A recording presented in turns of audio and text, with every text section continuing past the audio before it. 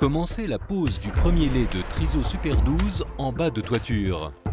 Déroulez l'isolant à l'horizontale, le tendre parfaitement et agrafer tous les 15 cm au droit des chevrons.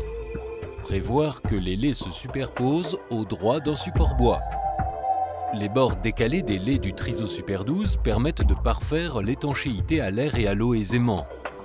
Bien appliquer les deux bords en les superposant parfaitement afin d'obtenir un bord plat.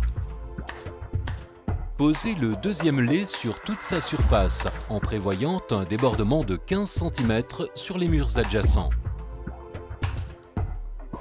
Retirez la protection de l'adhésif et collez au fur et à mesure le bord décalé supérieur sur le bord inférieur afin de bien superposer les laits du Triso Super 12 et de façon à constituer un bord plat. Posez l'adhésif Actis à la jonction des deux films et bien maroufler pour assurer l'étanchéité à l'air. Tracez l'implantation des suspentes à 10 cm en bas de toiture, puis tous les 60 cm. Fixez la platine de la suspente au chevron, puis vissez la tige filetée. Placez la tête clipsable de la suspente à la distance choisie. À l'aide d'un cordeau, alignez, puis joindre les suspentes périphériques.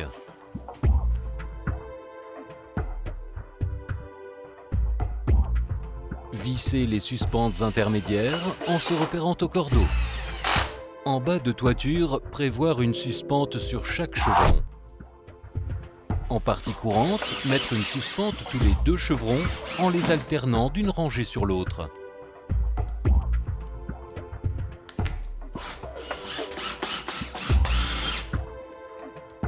Retirez le cordeau et clipsez les fourrures sur les suspentes.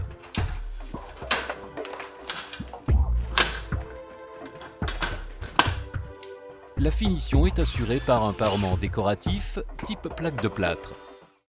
L'outillage nécessaire pour la pose du Triso Super 12 en doublage de mur est celui du plaquiste traditionnel. Encollez avec le mastic Actis les rails Oméga aux extrémités supérieures et inférieures du mur pour assurer l'étanchéité à l'air et les cheviller aisément au support. Chevillez un troisième rail Oméga au centre du mur sans appliquer de mastic. Posez un adhésif double face sur les rails supérieurs et inférieurs. Retirez la protection de l'adhésif double face et collez la partie supérieure d'un lait d'isolant sur l'oméga supérieur. Les laits d'isolant sont posés verticalement.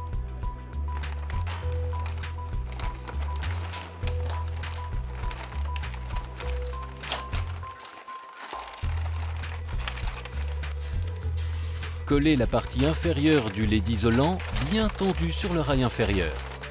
Ensuite, vissez l'isolant dans le rail à l'aide de vis à rondelles prévues à cet effet.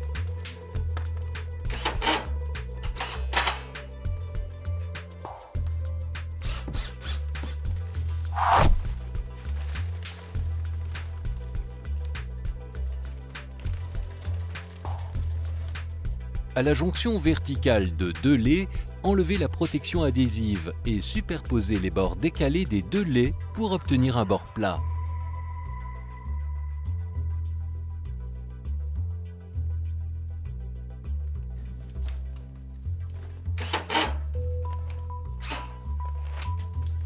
Pour parfaire l'étanchéité, placez ensuite un adhésif Actis sur toute la hauteur de la jonction et bien maroufler.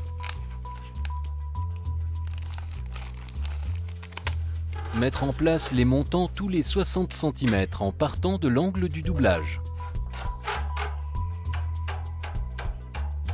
Clipsez les platines des appuis intermédiaires au dos des montants, puis les visser à travers l'isolant.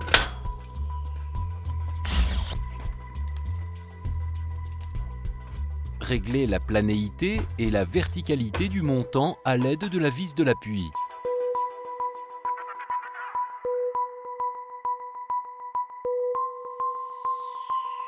La finition est assurée par un parement décoratif type plaque de plâtre.